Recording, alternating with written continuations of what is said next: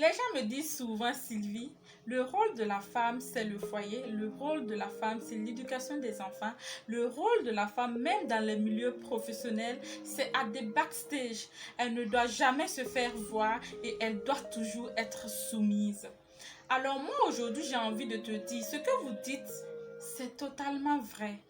Mais quand il s'agit du milieu professionnel, quand il s'agit d'être une femme battante, alors là, je ne suis pas d'accord.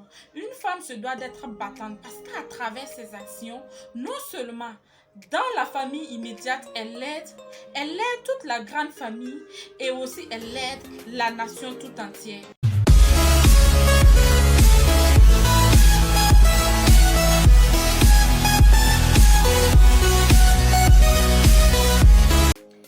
Hello guys, j'espère que vous allez bien. Alors moi je vais super, hyper, méga bien. Si vous êtes nouveau sur cette chaîne, je vous invite à vous abonner et de cliquer sur la cloche afin d'être notifié de mes prochaines vidéos. Je suis Sylvie Bonkungu pour ceux qui ne me connaissent pas. Je suis consultante en affaires et je suis entrepreneur e-commerce. Sur cette chaîne, je parle d'entrepreneuriat. Je motive les uns et les autres à se lancer dans leur business. Et également, je parle de business en ligne parce que pour moi, c'est le business model qui pourra nous amener à atteindre la liberté financière.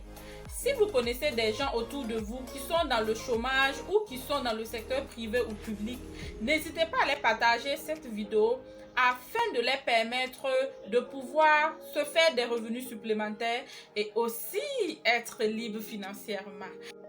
Aujourd'hui, laissez-moi vous parler d'une grande dame inspirante. C'est la deuxième femme la plus riche du Nigeria et l'une des femmes les plus riches du monde. Folorunshò, malgré tous ses titres, malgré toutes ses fonctions, toutes ses occupations, est mère de 4 enfants, elle est mariée et tous ses enfants travaillent dans sa compagnie. Folorunshò a grandi dans une famille nombreuse. Son père musulman a 52 enfants et 8 femmes. Sa mère est vendeuse de textiles.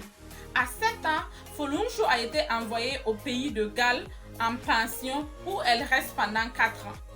Folorunshò commence sa carrière en tant que secrétaire en 1970 dans la Banque internationale Merchant Bank of Nigeria. À la suite de la faillite de cette dernière, elle part étudier la mode dans l'American School of London et à Central School of Fashion. À son retour au Nigeria, elle crée sa propre marque vestimentaire adressée à une clientèle privilégiée, dont l'épouse du président Ibrahim Babangida. En 1991, elle lance une entreprise d'imprimerie, Digital Reality. En mai 1993, elle se porte acquéreuse d'une licence de prospection de pétrole. Aujourd'hui, Folorunshò est la propriétaire de Fanfa Oil of Nigeria. Elle occupe d'autres fonctions comme la présidente de la Rose of Sharon Foundation depuis 2003. Elle est aussi la présidente de l'association des fondateurs de mode au Nigeria. Elle a aussi à son actif un ouvrage qui s'intitule Growing with the Hands That Give the Rose. En 2012, elle a été classée par Forbes en tant que la femme la plus riche d'Afrique et également la femme la plus riche au monde où elle détrône Oprah Winfrey.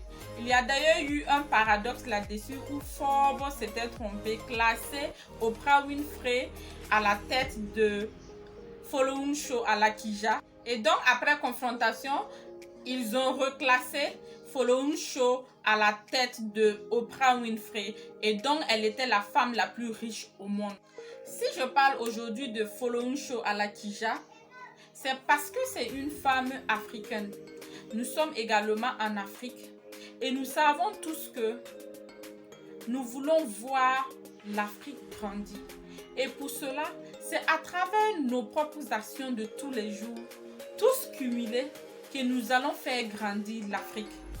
Si cette histoire vous a plu et vous voulez que je mentionne, que j'aborde un sujet en particulier, n'hésitez pas à me laisser un commentaire.